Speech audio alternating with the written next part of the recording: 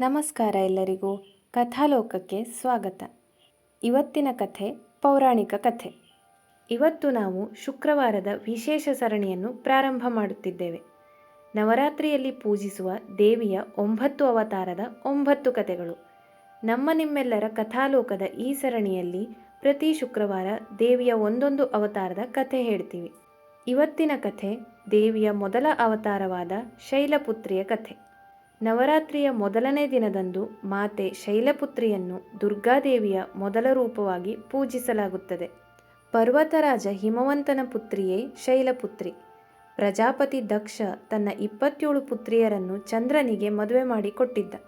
ಉಳಿದವರಲ್ಲಿ ಒಬ್ಬಳಾದ ದಾಕ್ಷಾಯಿಣಿ ಶಿವನನ್ನು ಪ್ರೀತಿಸಿ ವಿವಾಹವಾಗಿದ್ದಳು. ದಕ್ಷ ಮಹಾರಾಜನಿಗೆ ಶಿವ ಅಳಿಯನಾಗಿದ್ದರೂ ಅವನನ್ನು ಕಂಡರೆ ಆಗುತ್ತಿರಲಿಲ್ಲ.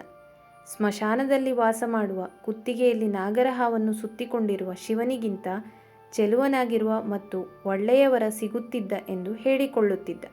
ಒಮ್ಮೆ ಪ್ರಜಾಪತಿ ಬ್ರಹ್ಮನು ಆಯೋಜಿಸಿದ್ದ ಒಂದು ಯಜ್ಞ ವೇದಿಕೆಯಲ್ಲಿ ಶಿವನು ಅಧ್ಯಕ್ಷನಾಗಿದ್ದ. ಅಲ್ಲಿಗೆ ದಕ್ಷ ಕೂಡ ಆಗಮಿಸಿದ್ದ.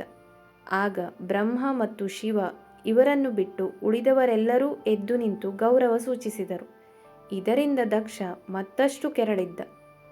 ಶಿವ ಬೇಕೆಂದೇ ತನಗೆ ಗೌರವ ನೀಡದೆ ಅವಮಾನಿಸಿದ ಎಂದು ಕನಲಿ ಕೆಂಡವಾಗಿದ್ದ.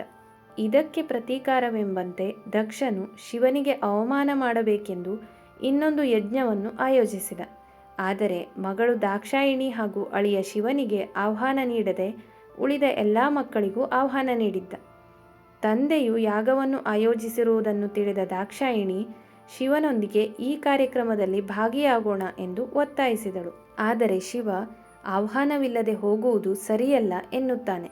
ತಂದೆಯ ಮನೆಗೆ ಹೋಗುವುದಕ್ಕೆ ನನಗೆ ಆಹ್ವಾನ ಬೇಕಾಗಿಲ್ಲ ಎಂದು ವಾದಿಸಿದ ದಾಕ್ಷಾಯಿಣಿ ಶಿವನನ್ನು ಬಿಟ್ಟು ದಕ್ಷ ಯಜ್ಞಕ್ಕೆ ಹೋಗುತ್ತಾಳೆ. ಆದರೆ ದಕ್ಷನು ಯಾಗಕ್ಕೆ ಬಂದ ಮಗಳನ್ನು ನೋಡಿಯೂ ನೋಡದಂತೆ ಮಾಡಿ ಉಳಿದವರಿಗೂ ಆಕೆಯನ್ನು ನಿರ್ಲಕ್ಷಿಸುವಂತೆ ಹೇಳಿ ಅವಮಾನಿಸುತ್ತಾನೆ. ಶಿವನನ್ನೂ ಅವಹೇಳನ ಮಾಡಿ ಅವಮಾನಿಸುತ್ತಾನೆ. ಎಲ್ಲರ ಮುಂದೆ ಪತಿಗೆ ಆದ ಅವಮಾನವನ್ನು ಸಹಿಸದ ದಾಕ್ಷಾಯಿಣಿಯು ಮುಂದಿದ್ದ ಯಜ್ಞಕುಂಡಕ್ಕೆ ಹಾರಿ ಪ್ರಾಣತ್ಯಾಗ ಮಾಡುತ್ತಾಳೆ.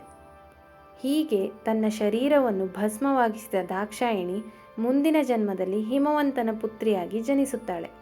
ಇವಳೇ ಶೈಲಪುತ್ರಿ. ಮತ್ತೆ ಶಿವನ ಮಡದಿಯಾಗುತ್ತಾಳೆ.